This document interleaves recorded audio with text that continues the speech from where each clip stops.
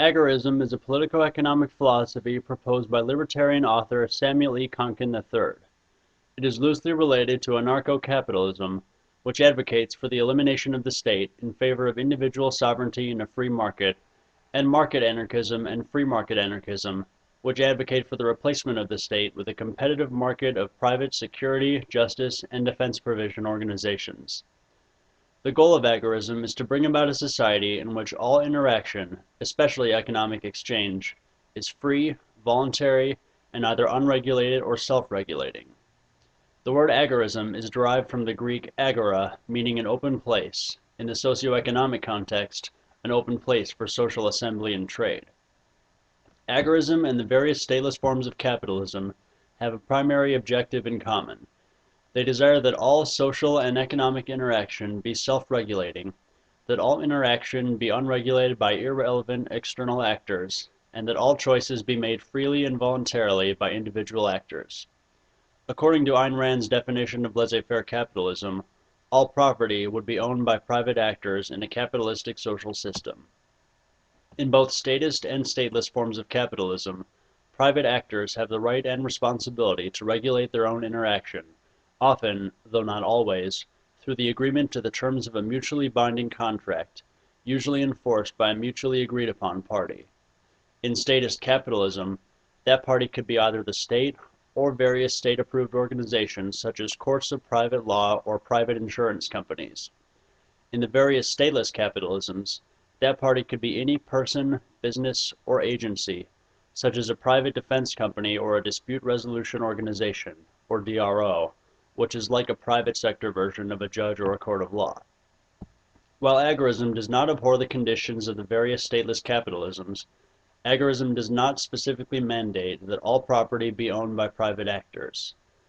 The crucial difference between agorism and statist or state-neutral capitalism is revealed most clearly and explicitly in the writing of J. Neil Schulman, who integrated the idea of counter-economics into Konkin's original conception of agorism.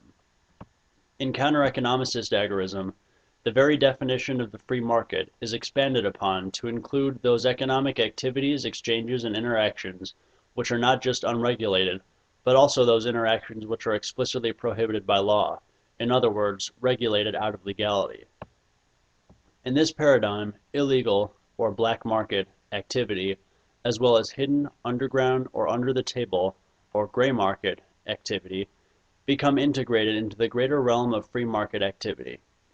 A further extrapolation of this concept of counter-economicist agorism gives rise and credibility to the notion that entities within the black and gray markets can and should be trusted, contributed to, invested in, and grown until their ability to wield power and authority increases to such a degree that they become strong and viable enough to challenge, defeat, and replace the current overarching monopolistic governmental authority.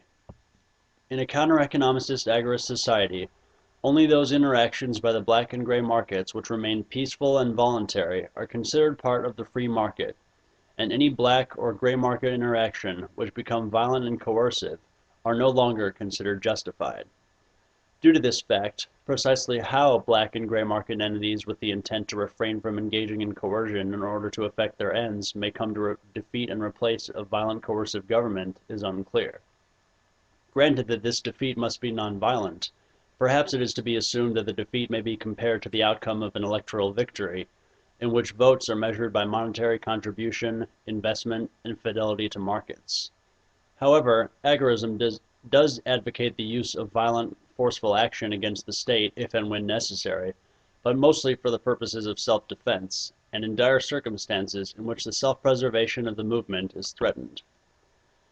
19th century French economist C. Frédéric Bastiat and his ideological heir Gustave de Molinari formulated visions of laissez-faire capitalism which, in later iterations of the ideas outlined by other philosophers such as Stephen Pearl Andrews and Paul-Émile Dupuit, came to be described as panarchism or pantarchism.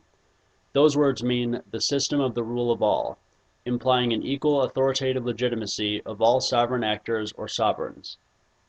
In proposing a system in which individuals are free to choose who governs, represents, protects, and defends them, the goal of Molinari was to create a free market in governance. This would prohibit any single provider of security, justice, and/or defense from wielding legitimate authority to coerce any individual to submit to it. Examples of sovereigns which may have equal authority in a panarchistic society include, but are not limited to, agents of governments, professional mercenaries, volunteer soldiers, police officers, private defense agencies, private security guards, bouncers, bodyguards, violent drug lords and pimps, and any individual persons asserting their own will and ability to defend themselves and their own possessions. Uniting the concepts of the free market proposed by the panarchists, Konkin, and Schulman results in a hybrid philosophy which may be termed panarchistic counter-economicist agorism. Under such a system, any combination of sovereigns, be they agents of governments, professional mercenaries, volunteer soldiers, police officers, private defense agencies, private security guards, bouncers, bodyguards, violent drug lords, violent pimps, or individual persons defending themselves, may freely choose to either unite in the name of liberty and deregulation in order to overthrow the state, or to compete against one another as well as against the state in providing defense, justice, and/or security to individuals. Admittedly, panarchistic counter-economicist agorism is a distortion of original agorism, which, by its own principles, is ideally non-violent and non-coercive. But many of the aforementioned actors whom oppose the state but adopt its violent and coercive methods may lend at least sympathy to the agorist movement. To lend material support would mean to continue their free market action while renouncing violent and intimidating tactics, with the exception of self-defense, and possibly in the event of a crucial moment in which the movement has the opportunity either to seize power from the state or to ensure free competition with it. I have just outlined several combinations of how an attempted agorist revolution may be interpreted and carried out. While each combination pursues the goal of attempting to undermine the state's ability to coerce, some may merely undermine the state's monopoly on legitimate initiative coercion. This means that an agorist revolution which decides that it should revise its tactics to include violence in order to overthrow the state would undermine its own goals in doing so, and that it would itself become another agent of coercive repression, similar to the state that it attempts to undermine. However, to admit this would amount to conceding that the state does not act coercively, which goes against the agorist criticism of the state as inherently violent. Critics of agorism often cite as a major complaint and worry that attempted agorist revolution would merely lead to a more dangerous, polarized society and would cause an already radicalized criminal class to become more willing to exercise violence and coercion, when eliminating all coercion was the original goal of the free market. Furthermore, critics argue that such action by uniting sovereigns would only challenge and incite the state to crack down harder on the free market with harsher violence and more stringent regulation. If, under current societal conditions, we were to convert to pure agorism, especially a panarchistic formulation thereof, instantaneously, we would likely see total disaster. The military apparatus would be funded, run, and staffed, as they, for the most part, are now, by corporations and by private interests. Mercenary militarism would run rampant. Law enforcement agencies would be run by private companies as well. Government agents, warriors, security guards, bouncers, bodyguards, police officers, violent drug lords, violent pimps, and private citizens with lethal weapons would challenge one another's authority by conquests of brute strength and might. This would likely cause different camps to emerge, as each individual who doubted his own ability and/or willingness to defend himself would feel compelled, in such a dangerous climate, to choose which of the aforementioned sovereigns could be trusted best to protect and defend him and to afford him justice. There would be chaos, a private tyranny regulated only by the savage natural forces of competition. Technically, this outcome would accomplish the goals of a panarchistic formulation of agorism, if only for those who would remain successful in protecting their own lives and property. But preparation for the prospect of violent revolution is not the only way that nearly perfect panarchistic agorist goals may be achieved. I believe that nearly perfect panarchistic counter-economicist agorism may be achieved through gradualistic libertarian reform, rather than through relying on private military, defense, security, and justice provision and law enforcement agencies, as well as on career criminals to protect and defend us against the state and against other sovereigns who would seek to do us harm. Under the idealized libertarian society envisioned by such figures as Ron Paul, federal laws against drugs and prostitution would be repealed. Although state laws prohibiting them would initially remain, more and more states would eventually move to legalize and/or decriminalize prostitution, whether regulated or unregulated, as well as the possession, sale, distribution, and safe use of marijuana and possibly other previously illicit drugs. The decriminalization and/or legalization of prostitution and of the least harmful drugs would do a number of beneficial things. First, it would cut down on the number of people serving sentences in prisons across the country, relieving the burden on the prison system and on the citizens whose taxes fund that system.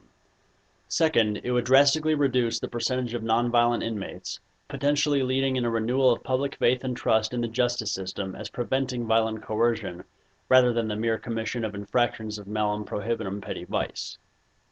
Third, the violence inherent in the black market drug and sex trades would likely, for the most part, save for the trade of the most violence-inducing drugs in the most prohibited states and locales, disappear within a short period of time following the legalization and/or decriminalization of such trades. That takes care of most of the risk factors involved in the wielding of power by violent drug lords and pimps following the onset of an attempted violent panarchistic counter-economicist agorist revolution.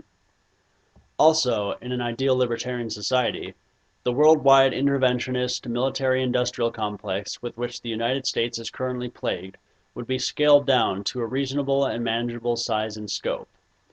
Additionally, the power of the executive branch and the secretive agencies upon which it relies, such as the Federal Bureau of Investigators, the Central Intelligence Agencies, the Department of Homeland Security, and Black Ops, would be curtailed and their funding would be reduced.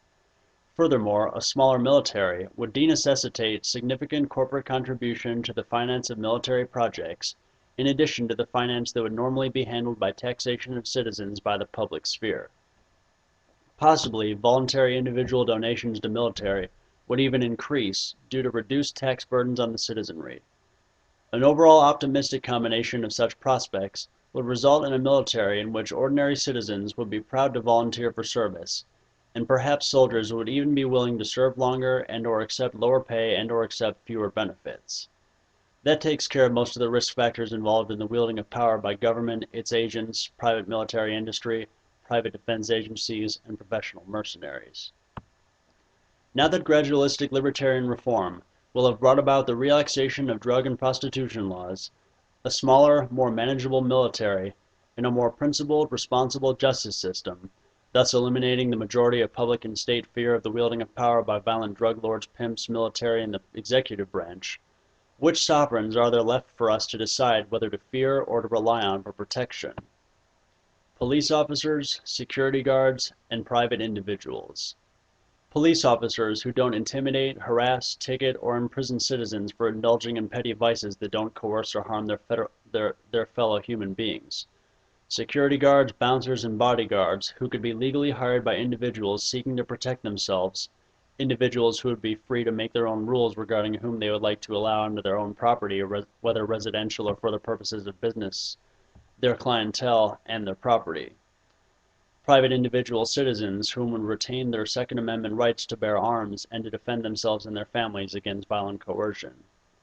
This, too, could technically accomplish all the goals of panarchistic counter-economicist agorism.